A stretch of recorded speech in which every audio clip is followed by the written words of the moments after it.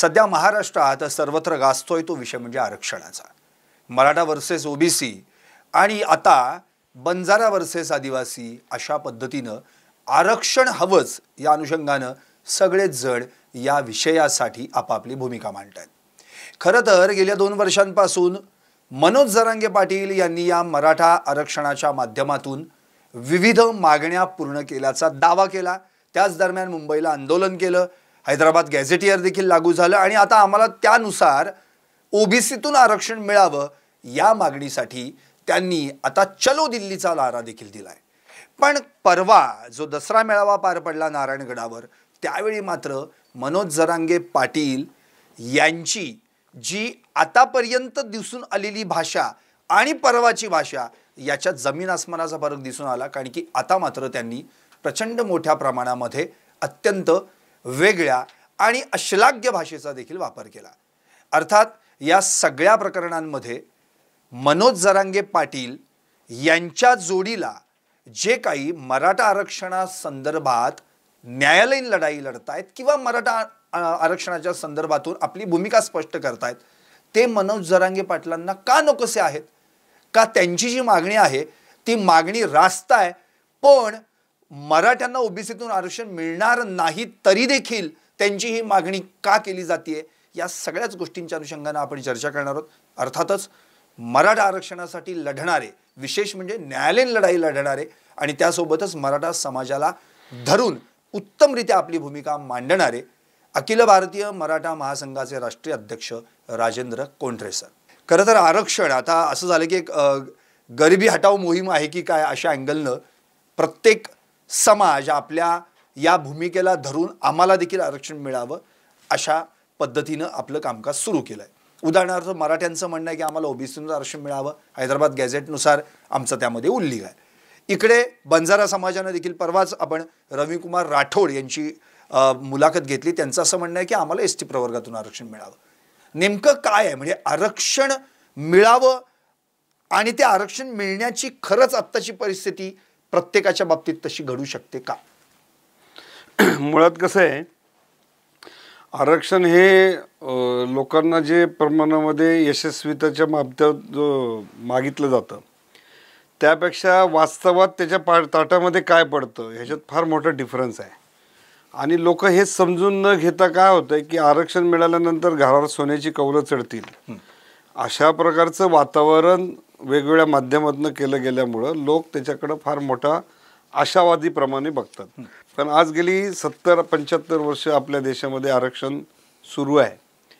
आरक्षणातनं एक वर्ग पुढं आला, काळाच्या प्रवाहात त्याला समाजामध्ये समानतेचं स्थान द्यायला पाहिजे इथपर्यंत ठीक होतं. परंतु शासनकर्त्यांकडून आरक्षण धोरणाची अंमलबजावणी करताना जी भेदभावाची कायद्याला धरून सर्वोच्च न्यायालयाच्या निर्देशाला धरून ज्या गोष्टी होणं क्रमप्राप्त होतं त्या झालेल्या नाहीत. मुळामध्ये आपल्याला कास्टलेस सोसायटीकडे जायचं आहे आणि कास्टलेस सोसायटीकडे जाताना घटनाकारांना हे अभिप्रेत होतं की जे काळाच्या प्रवाहात सोशली आणि एज्युकेशनली बॅकवर्ड आहेत त्यांना समानतेची संधी आणि त्या ठिकाणी आणण्याचं प्रमाण होतं आहे. परंतु 75-80 वर्षातला जो सगळा आढावा आपण जर घेतला तर आपण जाती मोडून कास्टलेस सोसायटीच्या ऐवजी जाती बळकट करण्याच्या भूमिकेकडे गेलो आणि मग जी काही राजकीय व्यवस्था सर्वपक्षीय आहे किंवा विचारवंत बुद्धिवादी न्यायालयीन प्रक्रियेतली सर्व माणसं हे याचं ॲनालिसिस करायला तयार नाहीत. त्यामुळं पेशंट हॉस्पिटलमध्ये आणलं आहे, त्याला आतमध्ये टाकलं आहे, ICU मध्ये टाकलं आहे, उपचार चालू आहे, नेमकं काय करायचं आहे ह्या सगळ्या गोंधळामध्ये मला जी परिस्थिती इतकी भीषण दिसते की लोक आता फक्त तलवारीच एकमेकांच्या समोर घेऊन उभे राहायचे. तर हे कुठंतरी वास्तवामध्ये न्यायालयीन प्रक्रिया काय आहे, आरक्षण मिळण्याची प्रोसिजर काय आहे आणि त्याच्यातून किती लोकांना लाभ मिळणार आहे. मुळात हे आरक्षण मिळवण्याची लढाई नाही आहे. मी परत सांगतो, 103व्या घटना दुरुस्तीनंतर जे EWS आरक्षण आपल्याकडे आलं आहे त्यानुसार आता देशामध्ये एकही जात आणि धर्म हा आता आरक्षणाच्या बाहेर राहिलेला नाही, सगळ्यांना आरक्षण आहे. आता कोणती लढाई चालू आहे तर प्रत्येकाला एक प्रवर्ग खाली जायचं आहे. म्हणजे जसं धनगर समाजाला आदिवासी उतरंडीकडे जायचंय, प्रगतीकडे जायचं नाही. त्यामुळं मराठा समाजाला 3 अपॉर्च्युनिटी असताना आम्ही एकाच मार्गाचा अवलंब करायला लोकांना सांगतोय त्यात संबंध जी काही लोकसंख्या आहे मराठा समाजाची त्याचं त्याच्यात हित सामावलं जाणार आहे का, ह्याचा विचार समाजामध्ये गांभीर्याने व्हायला पाहिजे. आणि ते कुणी बोलत नाही. बोलणाऱ्यांना ट्रोल केलं जातं, त्याला हीन लेखलं जातं. शेवट बघा, गॅलिलिओनी पृथ्वी गोल आहे असं सांगितलं, त्यावेळेस पण लोकांनी त्याला नजरकैदेत ठेवलं, दगडं मारली. आता सत्य बोलणाऱ्यांना ते होणार आहे, त्याला काय त्रास सहन करायचा, अडचण काही नाही. सर, आता मराठ्यांची अशी अडचण झाली आहे की परवाच ACBCच्या विरोधात देखील न्यायालयामध्ये याचिका दाखल झाली. त्यावर न्यायालयानं थेट सरकारला सवाल केला की अरे, मराठ्यांना नेमकं आरक्षण कशातनं हवं हे ठरवा. पहिल्यांदा ACBCचा लाभ पाहिजे का त्यांना OBCतून लाभ पाहिजे. आता याच्यावर मात्र सरकारचं उत्तर काही नाही आहे, ते निरुत्तर आहेत. संचिती म्हणून आहेत, त्यांनी त्या संचिती. ह्याचं मुख्य कारण काय माहिती आहे का, की मराठा आरक्षणाचे जेवढे विरोधक आहेत यांना मराठा हा OBC समकक्ष आहे हे मानायला ते तयारच नाहीत. मुळात सिम्प्लिफाईड एक प्रोसिजर काय आहे की एकदा मागासवर्ग आयोगाचं शिफारस आल्यानंतर सगळ्या कॅटेगरींना त्याच्या कॅटेगरीमध्ये टाकलं जातं. पण मराठ्यांच्या बाबतीत काय करतात, त्याला त्या OBCच्या 19% आरक्षणामध्ये न टाकता त्याला वेगळं आरक्षण देतं आणि ते 50%च्या बाहेर देतं. आणि त्यामुळे न्यायालयीन पटलावर समाजाचा सोशल बॅकवर्डनेस, एज्युकेशनल बॅकवर्डनेस आणि 50%च्या वरचं आरक्षण याच्यावर होतं. एकदा ते टिकलं, सुप्रीम कोर्टाने पेटळलं, पुन्हा आत्ता चॅलेंज केलेलं आहे. आता जे लोक म्हणतात OBCत देऊ नका, ते आतल्या हाताने काय करतात, हे ACBCचे 10% आरक्षण आहे ना, ते मिळणार नाही म्हणून त्या विरोधकांना सुद्धा हेच खतपाणी घालतात. आणि इकडे स्टेजवर काय सांगतात, आमच्या ताटलीला घेऊ नका, तुम्ही स्वतंत्र घ्या. ही ड्युअल पॉलिसीमुळं काय झालं की मराठा समाजातल्या ज्या तरुण आहे त्यांच्यामध्ये संतापाची भावना आहे की तुम्हाला सगळं देताना आम्ही कुठं विरोध केलेला नाही, किंबहुना तुमच्या लोकसंख्येपेक्षा जास्त दिलं तेव्हाही आम्ही विरोध केलेला नाही, पण आमच्या प्रत्येक गोष्टीला तुम्ही का आडवे येतात. आणि मग त्याचा फायदा मग जे काही असंघटित शक्ती तिला संघटित करून त्याला वेगळ्या मार्गाने न्यायचं हे प्रयत्न होत आहेत. त्यातनं समाजाचा काही प्रश्न सुटणार नाही. मुळात मराठा आरक्षणाचे जे विरोधक आहेत त्यांनी हे समजून घेतलं पाहिजे की शेवट एकदा या समाजाला शिफारस मिळाल्यानंतर कायद्याप्रमाणे, घटनेप्रमाणे OBCत घालायला पाहिजे. पण आता OBCमध्ये काय झालं, त्यांनी जे काही 2-5 गुंठे 16% आरक्षणाची वाढ घेतलेली आहे ते सोडायला तयार नाहीत, त्याचा रिव्ह्यू गव्हर्नमेंट घ्यायला तयार नाही. त्यामुळे कोणालाच आरक्षण नावाचा जो पेशंट आहे याच्यावर खरे उपचार करायचेच नाही आहेत. सर, 16% वाढ याच्यावर एक मुद्दा उपस्थित होतो, तो म्हणजे शरद पवार मुख्यमंत्री असताना, आणि त्याच्यावर तुम्ही परवा भाष्य देखील केलं होतं, 23 मार्च 1994 जो GR आहे त्यावेळीच ही वाढ झाली होती. आणि त्यावेळी मराठ्यांना डावललं गेलं. इव्हन मराठे समाजाचे नेते शरद पवारांकडे जाऊन आले होते आणि आम्हाला देखील त्या आरक्षणाचा लाभ व्हावा असं म्हटलं होतं, पण शरद पवारांनी स्पष्ट नकार दिला. हे खरं आहे का? म्हणजे जे आत्ता प्रत्येक वेळी तो GR शरद पवारांचा दाखवला जातो आणि शरद पवारांवर टीका केली जाते. मुळात काय झालं, 91 सालापर्यंत मराठा महासंघाची मागणी ही आर्थिक निकषावरच्या आरक्षणाची होती. सर्वोच्च न्यायालयाने आर्थिक निकषावरचं 10% आरक्षण ते रद्द केलं, होऊ दिलं नाही. मग साहजिक OBCमध्ये जाण्याशिवाय पर्याय नव्हता म्हणून पहिली मागणी VP सिंगांकडे केली. आणि राम कापसे जे ठाण्याचे खासदार होते त्यांच्या अध्यक्षतेखाली एक शिष्टमंडळ जाऊन आलं. त्यांनी सांगितले की तुम्ही स्टेटकडे जा, कॅबिनेटचा ठराव करा. त्यावेळेस हे मागासवर्ग आयोग त्याची शिफारस असं काही नाही, फक्त कॅबिनेटची डिसिजन पाहिजे होता. आणि मग ते सगळं शिष्टमंडळ पवारसाहेबांना त्या काळामध्ये भेटलं होतं. तेव्हा साहेबांनी त्यांना असं सांगितलं की बा आपण देणारे आहोत. आणि त्यावेळेससुद्धा मराठा समाजामध्ये आरक्षणाची मागणी करणं एवढी काय त्याला व्यापकता पाठिंबा समाजाचा नव्हतं, हे देखील वास्तव आहे. कारण आरक्षण मागणं हे कमीपणाचं असं त्या काळात समाजाची भावना होती आणि त्या काळातली तशी होती. नंतरच्या काळात जे बदल झाले त्यातनं ती परिस्थिती बदलली. पण ती पवारसाहेबांकडे ती मागणी केलेली होती. किंबहुना त्यावेळेस जे काही भटके विमुक्तांच्या संघटना आहेत, OBCच्या संघटना आहेत, ह्यांचा प्रभाव चांगला होता त्या काळात. आणि मग 90 साली धनगर समाजाने OBCतनं काढून त्यांना भटक्यांना स्वतंत्र घेतलं, वंजारी समाजाने घेतलं. आणि मग ते 10%चं आरक्षण जे OBCला, आपल्याकडं फक्त 34% आरक्षण महाराष्ट्र बरोबर आणि 66% जागा ओपनला होत्या. बरोबर, त्यामुळे फारसा काही वाद नव्हता, नोकऱ्या उपलब्ध होत्या. पण हे काय झालं की 10% OBCचं आरक्षण कोणताही संख्यात्मक आधार न घेता ते 19% केलं. आणि व्हिजेंटीचं पहिलं 4% होतं, ते 6 केलं आणि 6वरनं 11 केलं. त्यामुळं महाराष्ट्राचा जो 50%चा कॅप होता तो पूर्णपणे भरला. बरोबर. आणि मग पुढं SBCला देताना त्यांना आत देता नाही आलं म्हणून त्यांना बाहेर दिलं 2%. म्हणजे मग आत्ताची महाराष्ट्रातली आरक्षणाची जी स्थिती आपण जर पाहिली तर SC म्हणजे अनुसूचित जाती 13%, ST अनुसूचित जमाती 7%, OBC तुम्ही म्हणता इतर मागासवर्ग 19%, विमुक्त म्हणजे विजे आणि भटक्या जमाती NT असं मिळून ते 11% आहे. त्यामध्ये पण 4 प्रवर्ग केलेले आहेत, NT अ, ब, क आणि ड. SBC जसं तुम्ही म्हणताय विशेष मागासवर्ग त्यांना 2% आपण सेपरेट दिलं. म्हणजे हे वरचे 30%, हे 2 32% म्हणजे आणि ते 20 मिळून 52% झाले.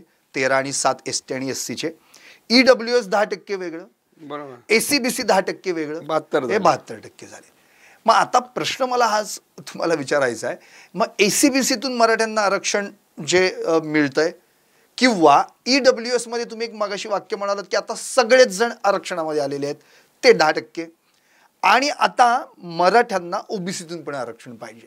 नेमकं कोणत्या आरक्षणाचा लाभ मराठ्यांना परफेक्ट होऊ शकतो जेणेकरून हा विषय? ह्याच्यामध्ये प्रचंड प्रमाणामध्ये संभ्रम अशासाठी आहे की SCBCचं आरक्षण हे टिकणार नाही. मग माणसाला दुसऱ्या 2 संधी कोणत्या आहेत, एक तर EWS मध्ये जाणं किंवा OBC मध्ये जाणं.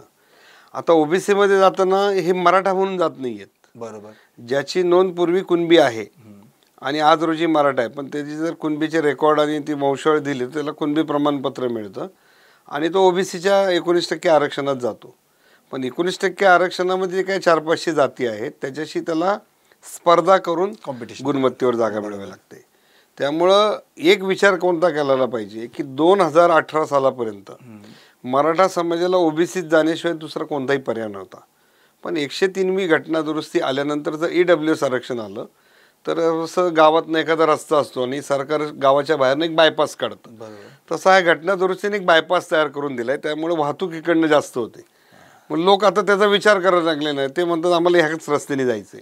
मग अडचण काय होणार आहे की 19% आरक्षणात आज बऱ्याच जातीत OBCच्या, ती जवळपास संख्या 30% आहे अंदाजे माझ्या, आणि 8% जी OBCची व्हिजेंटीची लोकसंख्या आहे त्यांच्यासाठी वेगळं 11% आरक्षण आहे. आता हे 30% पण ते जास्त दिलं गेलेलं आहे, त्यामुळं त्यांना खरं 15% द्यायला पाहिजे होतं आणि मग 15% सेव्ह राहिलं. म्हणजे जे 10 होते त्यात 5% हो, म्हणजे ते आत्ता जे 19% OBCचं आहे त्याला 30% पॉप्युलेशन नुसार ते 15% यायला पाहिजे. म्हणजे 4% संख्यात्मक बघितलं. मग ते 4%. व्हिजेंटीला जे 6 होतं, ऍक्च्युअल व्हिजेंटीची महाराष्ट्राची पॉप्युलेशन 8%, त्यांना 4% द्यायला पाहिजे होतं. म्हणजे ते 7 आणि 4 असे 11% तरी आज सेव्ह होऊ शकतं. बरोबर. पण आता पॉलिटिकली आपण जर ग्राउंडवर बघितलं तर आतमध्येच येऊन द्यायला मराठ्यांना एवढा त्रास आहे. मग आतमध्ये घेऊन त्यांना ते 11% जागा स्वतंत्र देण्याचा विषय हा फार व्यापक आहे. आणि मग त्याच्यामध्ये पहिला न्यायालयीन अडथळा आहे की या समाजाचा सोशल बॅकवर्डनेस टिकला तर ती आतली स्पेस आहे. बरोबर. मग आता सोपा मार्ग काय, तर लोक कुणबी प्रमाणपत्र घेऊन आत जातात, त्याला इलेक्शन लढवता येते. परंतु आत्ताची जी नवी पिढी आहे त्याच्यामध्ये मी जर पाहिलं तर बऱ्यापैकी लोक ECBC सर्टिफिकेट घेतात. आता तेच मागणी करतायत की SCBCच्या ऐवजी आम्हाला EWS द्या. पण EWS ज्या दिवशी SCBC आरक्षण आलं, मुळात हा जेव्हा कायदा आला त्यावेळेस एक सरकारने जाहिरात दिली होती की तुम्ही कुणबी प्रमाणपत्र ज्याला पाहिजे ते घ्या आणि उर्वरित मराठ्यांना EWS मध्ये 60% जागा. ह्याला एवढा प्रचंड प्रमाणामध्ये ट्रोल केलं सरकारला. आणि मग एक आमचे नेते म्हणले की बाबा EWS हे पांढरीचं रान आहे, म्हणजे पिकाऊ नाही, ते काढून टाका आणि आम्हाला काळीचं 10% दुसरं रान द्या. आता ते कोणतं 10% द्या, 50च्या आतमध्ये द्या का बाहेर द्या, हे काय कुणाला त्या लाईनमध्ये कळालं नाही. मग सरकारने मागासवर्ग आयोगाची पुन्हा निर्मिती केली, 1 वर्ष त्याच्यावर स्टडी केला, पुन्हा व्यापक सर्वेक्षण महाराष्ट्राच्या इतिहासात पहिल्यांदा पुन्हा मोठं केलं आणि मग ते आरक्षण लागू केलं. आता ते पण चॅलेंज झालेलं आहे. आता ते काय म्हणतात, तर आता हे पण देऊ नका, EWS नको, आणि मग अख्खी 28% पॉप्युलेशन कुणबी प्रमाणपत्र घेऊन त्याच्यामध्ये टाकायची. म्हणजे तुम्ही एक तर रेकॉर्डवरचा मराठा शब्द कायमचा घालवणार आणि एका रूटवर एकच बस मोठी चाललेली आहे, त्याच्यात कोंबून माणसं बांधणार. बरोबर. हे समाजाच्या हिताचं आहे का, ह्याची विचार राजेंद्र कोंढरेंनी पण करण्याची गरज नाही, इतरांनी करण्याची. ह्याची गरज कोणाची आहे, तर ती विद्यार्थ्यांनी केली पाहिजे. MPSC करणाऱ्या, स्पर्धा परीक्षा देणारे प्राध्यापक मंडळी, रिटायर्ड लोक आहेत, ज्यांनी प्रवेश प्रक्रियेचा प्रचंड अनुभव आहे, ज्यांच्याकडे सरकारी सेवेतल्या भरती प्रक्रियेचा अनुभव आहे, आणि काही सिनियर काउन्सिल मंडळी, रस्त्यावरचा वकील नाही म्हणत मी, अशा लोकांनी याची डिबेट केले पाहिजेत, वेगवेगळे संदर्भ तपासले पाहिजेत, इंटेक तपासला पाहिजे, भरती प्रक्रिया तपासली पाहिजे, निष्कर्ष काढला पाहिजे की हे आरक्षण योग्य का हे आरक्षण. त्यामुळे प्रायमापेसी मी जो काही अभ्यास आमच्या अभ्यास गटाने केला आहे त्याप्रमाणे मराठा समाजाने दोन्ही ऑपॉर्च्युनिटीचा फायदा घ्यावा. ज्याला आवश्यक असेल त्यांनी कुणबी प्रमाणपत्र काढावं. आज रोजी SCBC घ्यावं. ज्या दिवशी SCBC जाईल त्या दिवशी बाय डिफॉल्ट मराठा समाजाला EWS मिळेल. आता EWS मधल्या आणि OBC मधल्या काही सवलती ह्या इनबॅलन्स आहेत, परंतु आम्ही मराठा क्रांती मोर्चाच्या माध्यमातून महाराष्ट्राच्या इतिहासामध्ये आणि देशाच्या इतिहासात पहिल्यांदा आर्थिक सवलती ज्या आहेत त्या जातीवर आधारित करण्यापेक्षा आर्थिक आधारावर करण्याचा प्रयत्न केला. त्यातनं आम्ही 27 लाख लोकांना ब्राह्मणांपासून OBC पर्यंत मराठा क्रांती मोर्चाच्याच मागणीमुळं 16,000 कोटी रुपये मिळालेत. अलीकडच्या 1.5 वर्षातली फिगर जर त्याच्यात टाकली तर ती 17-18 हजार कोटीच्या पुढे जाईल.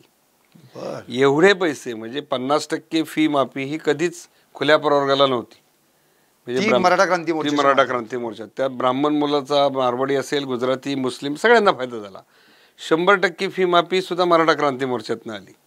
लातूरच्या एका मुलीने आत्महत्या केली, चंद्रकांत दादांनी प्रस्ताव तयार केला, एकनाथ शिंदे साहेबांनी मान्यता दिली, ते लागू झालं. आज मुलींच्या लग्नाचा प्रश्न सुटला याच्यामुळं. हे कशामुळे झालं तर हे क्रांती मोर्चामुळे झालं. आज लोक तथाकथित काय म्हणतात, ह्यांनी काय मिळवलं, तर अशा अनेक योजना नेल्या. सारथी मिळाली, महामंडळ मिळालं. आज 8 ठिकाणी 1,000 मुलींचं हॉस्टेल तयार होते. त्याच्यामध्ये OBCच्या 40% जागा आहेत, 20% इतर समाजाच्या आणि 40% मराठ्यांच्या. अशी 8 हॉस्टेल संभाजीनगर, लातूर, कोल्हापूर, पुणे, नवी मुंबई, नाशिक आणि हे अमरावती एवढ्या ठिकाणी होते ना. परत कोल्हापूरला एक होते. हे कधी झालेलंच नव्हतं, ते झालं आहे. याशिवाय पंजाबराव देशमुख निर्वाह भत्ता आहे. पुणेसारख्या शहरामध्ये ग्रामीण भागातला कोणत्याही जाती धर्माचा मुलगा इथं शिकायला आला त्याला 60,000 रुपये मिळतात वर्षात. झाली नाही स्कीम सुरू. हे कधीच नव्हतं आत्तापर्यंत. हे क्रांती मोर्चाने निर्माण केलेलं आहे. कुणबी प्रमाणपत्रातले अडथळे दूर केलेत. म्हणजे फॅसिलिटीज जे आहेत ते आपण बऱ्यापैकी केलेल्या आहेत. मुळात काय झालेलं आहे की सगळ्या मराठ्यांना जे आता कुणबीकरणासाठी जी काही वाटचाल सुरू आहे त्याच्यात 100% मराठ्यांचं ते हित होणार नाही. आणि 100% मराठ्यांना कुणबी प्रमाणपत्र मिळणार हे कारण या अभ्यास म्हणून मी सांगतो. कारण एखाद्या समाजातल्या माणसाचं मुळात काय झालं आहे, कायदा मराठा आणि कुणबी एक मानत नाही. पहिली गोष्ट कुणी ध्यानात घेत नाही. संदर्भ अनेक आहेत. कुणबी आणि मराठा विवाह पण होतात आणि काही जिल्ह्यांमध्ये मराठा आणि कुणबी सरळ सरळ स्प्लिट आहे. आता ही गोष्ट जेव्हा 3 राज्य एकत्र आल्यानंतर त्याची जी काही धोरणात्मक पॉलिसी त्या काळात ठरायला पाहिजे होती ती 1956ला ठरली नाही, 1960ला झाली नाही. त्यामुळं नागपूर कराराप्रमाणे ज्या फॅसिलिटीज तिकडं होत्या त्या इकडे दिल्या नाही. त्यामुळं मराठवाड्यावर 40-50 वर्ष अन्याय झाला. आता त्या मराठवाड्यातल्या मंडळींना काय वाटतं की सगळ्यांनी कुणबी झालं की ते फायदा आहे. माझं मत त्याच्यात उलटं आहे की तुम्हाला जेवढ्यांना शक्य तेवढ्यांना तुम्ही घ्या. उरलेल्या लोकांना तुम्हाला ही वाट उपलब्ध आहे आणि त्याच्यासाठी तुम्ही गटचर्चा करा. अशा मोठ्या सभेमध्ये कोणाला तरी उठवायचं आणि माहिती सांग असं होत नाही. त्याचे बारकावे तपासावे लागतात. म्हणजे आरक्षणाच्या बाबतीत स्वल्पविराम, डॅश आणि टिंब ह्याच्यावर 20-20, 30-30 वर्ष कोर्टात केसेस चालतात. म्हणजे धनगर समाजाचं उदाहरण घेतलं का, ते धनगर आहे, त्यांनी एक धांगड शब्द आणला शोधून, धनखड, ते तर 8 वर्ष सुप्रीम कोर्टात गेले. हे मानत नाही. सर आता मी येणार आहे त्या मुद्द्याकडे जिथे मराठा आरक्षणाचा केंद्रबिंदू मराठवाडा आणि त्यात मनोज जरांगे पाटील हे मराठा आंदोलक. त्यांनी आतापर्यंत जवळपास 8 ते 9 उपोषणं केली. त्या माध्यमातून विविध मागण्या सरकारकडे केल्या. कधी काही मागण्या मान्य झाल्या, काही मागण्या आणखी नंतर बघू अशा पद्धतीनं सरकारनं रेटून दिल्या. आत्ताच नुकतंच मुंबईत आंदोलन पार पडलं. 2 सप्टेंबरला GR देखील हैदराबादचा निघाला. हे सगळं झाल्यानंतर मनोज जरांगेंनी आता असा दावा केला की 58 लाख कुणबी नोंदी आढळल्या आणि आता 3 कोटी लोक मराठा हे OBC मध्ये गेलेले आहेत. तर हा त्यांचा दावा कितपत खरा आहे, काय वाटतं तुम्हाला? हे काय वास्तवाला धरून नाही आहे. ह्याचं मुख्य कारण काय आहे की महाराष्ट्राच्या इतिहासामध्ये सगळे जेवढे OBCच्या जातीत 700-800 काय असतील त्यांना मिळून पण 3 कोटी कागद प्रमाणपत्र दिलेली नाहीत. ह्याची अधिकृत माहिती महाराष्ट्राच्या महसूल प्रशासनाकडे आहे आणि त्या प्रशासनाने न्यायमूर्ती संदीप शिंदेजी मराठा कुणबी प्रमाणपत्रात समिती त्यांना एक रिपोर्ट केलेला आहे. त्याचे आकडे माझ्याकडे आहेत. पण ते म्हणतात ना आम्ही 2 वर्षात 3 लाख ते 3 सांगतो कोटी मी मराठा. तुम्हाला. जरांगे पाटलांचं क्रेडिट कोणतं आहे की मराठवाड्यामध्ये निगेटिव्ह अप्रोच होता प्रमाणपत्र देण्यात. 33 वर्षामध्ये फक्त 2363 कुणबी प्रमाणपत्र ही मराठवाड्यात दिली गेलेली होती. एकनाथ शिंदे साहेबांनी जी समिती नेमली आणि ते आंदोलन झालं, त्याच्यातून 10 महिन्यामध्ये 1,67,000 प्रमाणपत्र मराठवाड्यात मिळाली. नंतर ती 2,34,000 मिळाली आणि आता वाढून एक 25-50,000 जास्तीत जास्त वाढतील. आणि समितीला त्याच्यात मुदत अजून वाढ किती पण वाढ दिली. वाढेल तर अजून दुप्पट होईल. 3 लाख. 6 लाख ही त्याची नैसर्गिक लिमिटेशन आहे बरं. प्रमाणपत्राची. कारण पूर्ण महाराष्ट्राचा ट्रॅक बघितला तर एकूण कुणबी जे लोक आहेत त्यांना 39 लाख प्रमाणपत्र 2023 अखेर दिलेली आहेत. आता त्या 39 लाख प्रमाणपत्रामध्ये कोकणातला पण कुणबी आहे, नागपूरचा आहे, गडचिरोलीचा आहे, तो मराठा नाही.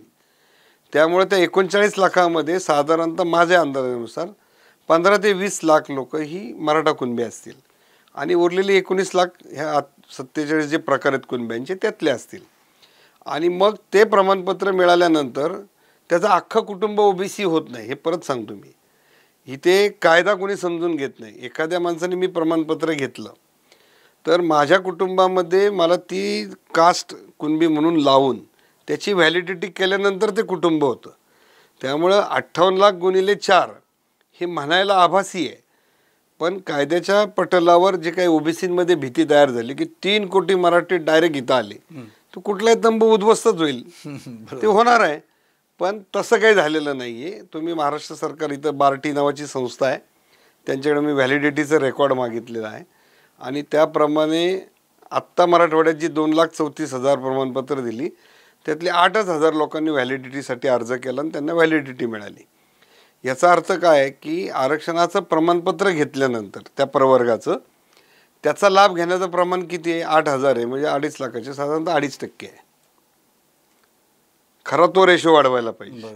नुसतं प्रमाणपत्र घेऊन त्याला काय ते लाभ मिळणार नाही. आज सगळेच लोक आरक्षित प्रवर्गात आहे. आता पुण्यातल्या कुठल्याही झोपडपट्टीत जा, शेड्यूल कास्टची लोक दिसतात, त्यांना लोकसंख्येच्या प्रमाणात आरक्षण आहे, लोकसंख्येच्या प्रमाणात बजेट आहे. मग सगळे सुधारले का? नाही. ते सुधारण्याचेच मार्ग वेगळे आहेत आणि लोक एकाच विषयात सोडतात की ह्याच्यात गेलं की सगळं सुधारणार. तसं नाही आहे. ते तुमच्या मागासलेपणाची जी लक्षणं ज्या ज्या पॅरामीटरनी येतात त्याच्यामध्ये आर्थिक मागासलेपण येण्याची लक्षणं, व्यावसायिकतेचा अभाव, प्रगतीकडे दुर्लक्ष करणं, शैक्षणिक समस्या असणं, त्यानंतर कुटुंबाची दारिद्र्य व्यवस्था, मग अंधश्रद्धा, मग बुवाबाजीचा त्याच्यावर प्रभाव, असे अनेक घटक असल्यानंतर तो समाज मागासलेपणाकडे जातो. आणि तो मागासलेपणाकडे जाण्याच्यापासून त्याला परावृत्त करणं, त्याच्यासाठी उपचार यंत्रणा उभी करणं, त्याच्यासाठी संस्थात्मक नेटवर्किंग करणं, हे फार व्यापक आणि प्रचंड मोठं काम आहे की जे एकट्या सरकारचं नाही, त्याच्यात लोकसहभागाची गरज आहे. आणि त्याच्यावर काम करणाऱ्या यंत्रणा सगळ्याच समाजात कमी आहेत. सगळ्यांना आरक्षण पाहिजे, पण आरक्षण मागण्याची वेळच त्याच्यावर येऊ नये ह्याच्यासाठी SC ST पासून तर OBC मराठा कोण काम करत आहे का? ते करतच नाही आहेत. त्यांना फक्त सगळ्यांना मोर्चे पाहिजेत, सगळ्यांना घोषणा पाहिजेत आणि सगळ्यांना आरक्षण पाहिजे. पण आरक्षण मागण्याची वेळ ज्या ज्या इश्यूंवर झालेली त्याच्यावर जे रचनात्मक काम म्हणतो आपण ते कामच आज महाराष्ट्रात होत नाही आहे. सर, मला एक आवर्जून म्हणजे मलाच नाही अख्ख्या महाराष्ट्राला एक प्रश्न पडलेला आहे. तुम्ही देखील मराठा समाजासाठी काम करताय, अनेक तुमच्यासोबत अभ्यासक असतील, पाटील साहेब असतील, तुम्ही आता आणखी बरीच आहेत, तुम्ही काम करता. तिकडे मनोज जरांगे पाटील देखील काम करतायत.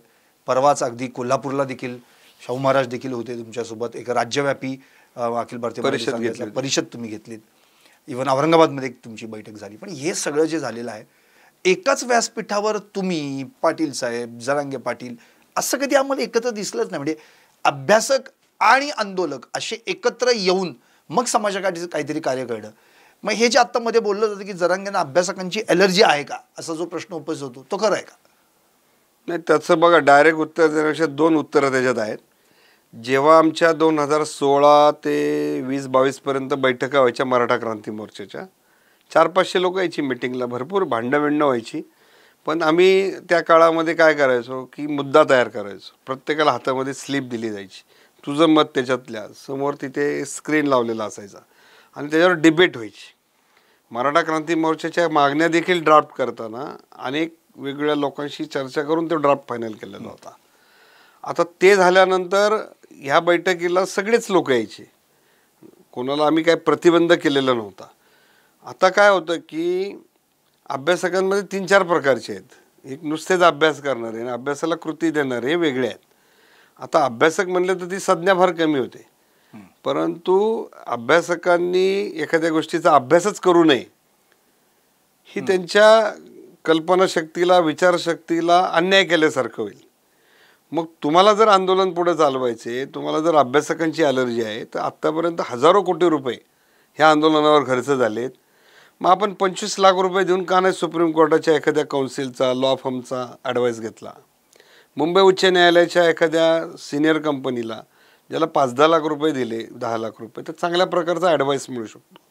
त्या ॲडवाईस घेऊन तुम्ही लोकांमध्ये ते मांडलं पाहिजे, ज्यांना त्यातलं कळतं, आणि तुम्ही निष्कर्ष काढला पाहिजे. अभ्यासक म्हणजे काय काय लॉ फर्म नाही आहे की त्याच्याकडे फार रिसर्च फेलोशिप आहेत, हजारो लोक हाताखाली, असं नाही. तो त्याच्या क्षमतेप्रमाणे वाचतो, त्याला लिमिटेशन आहे.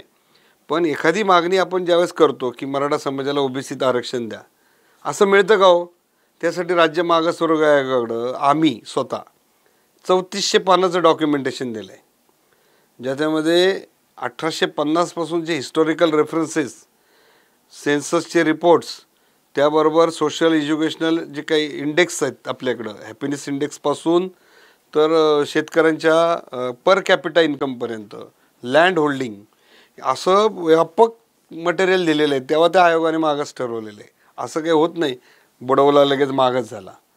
आता ते सुप्रीम कोर्टामध्ये टिकवताना नाही टिकलं हा भाग वेगळा आहे, कारण परसेप्शन कोर्टाचं वेगळं झालं की यांच्याकडे पतंगराव कदम, शरद पवार, विलासराव देशमुख, मग हे पॉलिटिकल डॉमिनेटिंग कास्ट आहे, असं जर परसेप्शन न्यायालयाचं झालेलं असेल तर त्याच न्यायालयाने एक निकाल दिलेला आहे की मराठा समाज ओपनमध्ये कॉम्पिटिशन करताना त्याच्या लोकसंख्येच्या प्रमाणामध्ये पुरेसं प्रतिनिधित्व घेतो.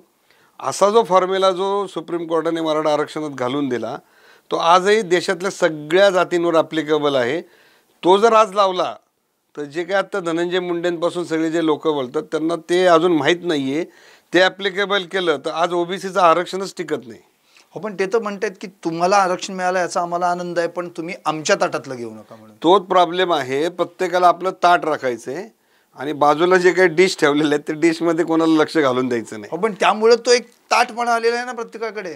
अडचण काय नेमकं, मी नेहमी सांगतोय लोकांना की एखादी शेती वावर असतं, त्यावेळेस वावराच्या शेजारचा मालक जरा दुर्लक्ष गावाला राहत असेल पुण्याकडं, मुंबईकडं, तर मग तो शेतकरी काय करतो, थोडा बांध खंदून एरिया वाढवतो. मग जेव्हा माणूस पुण्यातला जागृत होऊन कधीतरी येतो 10-20 वर्षांनी, तो म्हणतो अरे माझं वावर कुठं गेलं, मोजणी लावतो. मोजणी लावल्यावर काय होतं की तो म्हणतो अरे माझे 5 गुंठे तुझ्याकडे झालेत. तो सहजासहजी नाही ना सोडत. बरोबर. तो देतो का लगेच घे बाबा तुझी तुला? तो कोर्टबाजी करतो, पोलीस स्टेशन करतो, मारामाऱ्या करतो, असं चालू आहे आत्ता. बरोबर बरोबर. त्यामुळे आत्ता विषय आहे की ओबीसी आणि मराठ्यांनी का संघर्ष करू नये. एक माझं वेगळं विवेचन आहे की आता भरती प्रक्रियेमध्ये बाहेरच विजय कुंभार बसलेत, 1.5 लाख लोक पोस्ट भरल्याच नाहीत सरकारने. महाराष्ट्र सरकारच्या आजच्या सेवेमध्ये लोक किती आहेत माहिती? फक्त 4,27,000. मराठ्यांना ओबीसीत गेलं तर ओबीसीच्या 20% किती होणार? 4 लाखाचे 20 80,000, 4%. 80,000 याच्यामध्ये जागा तुम्हाला किती मिळणार आहेत हा विचार केला पाहिजे ना. 8%, 8 चोक 32,000 आणि वरचे 37, म्हणजे 35,000 जागांमध्ये मराठ्यांना किती मिळणार? माझ्या अंदाजानुसार 3 ते 4-5,000 मिळेल. डायरेक्ट त्या 4,27,000चे 10% केले तर 42,000 मिळणार आहेत.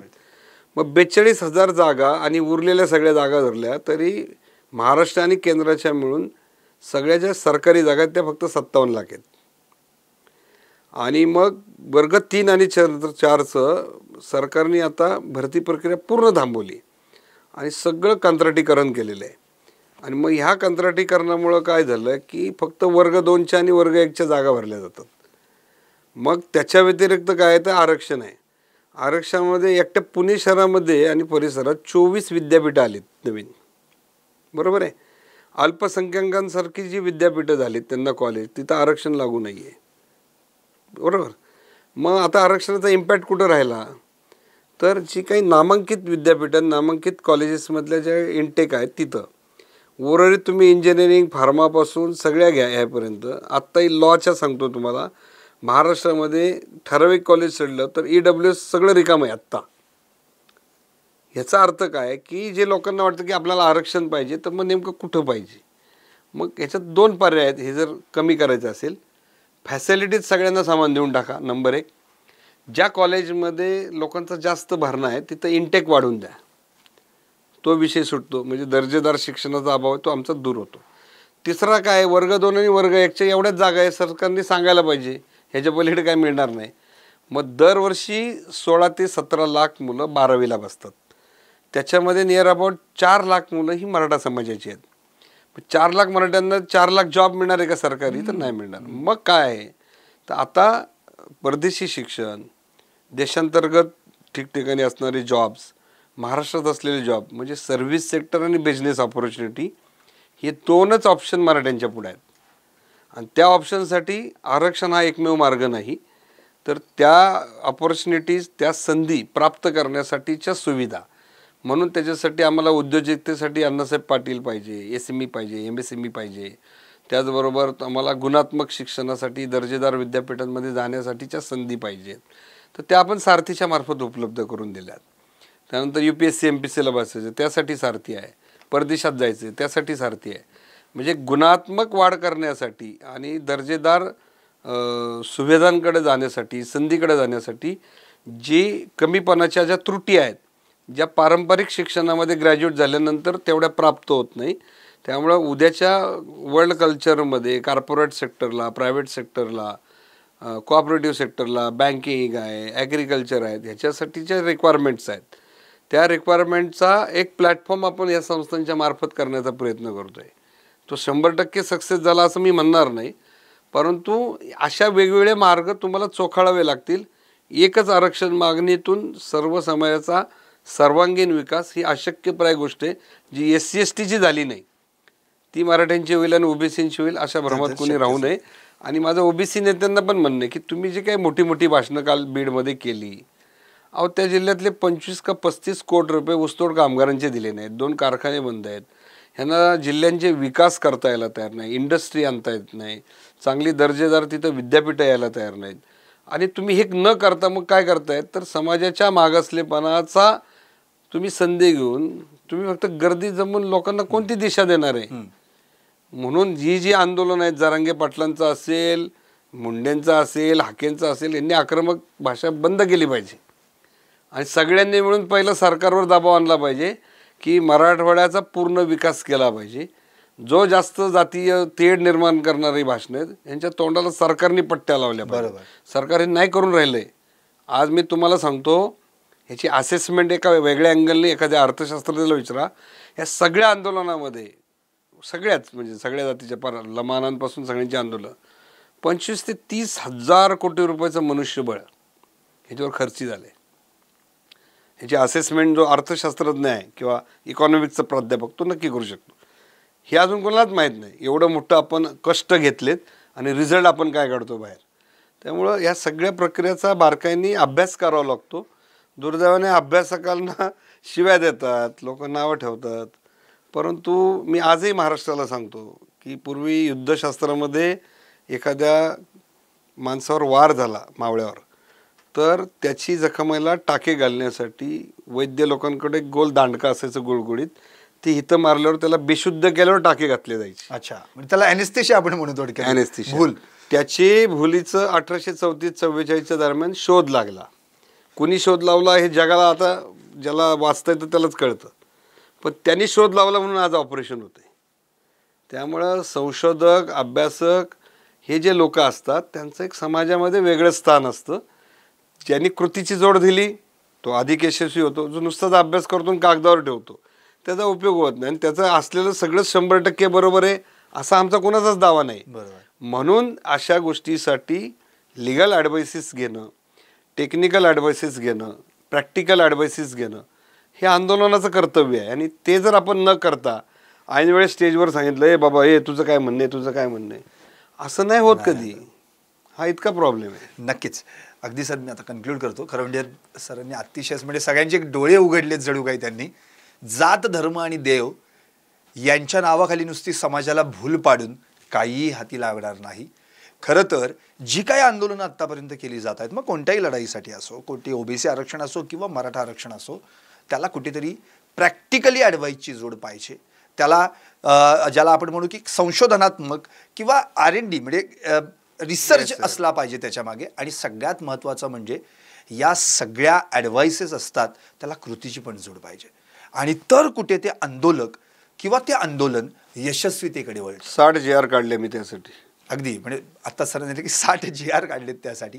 त्यामुळे आता केवळ जे काही सरकारनं GR काढले त्या GR मुळे आता आम्हाला OBC मध्ये घातलं जाईल अशी जी काही भूल समाजामध्ये पसरवली जाते, तर त्या भूलीला कुणीही खरं म्हणजे भूलता कामा नये.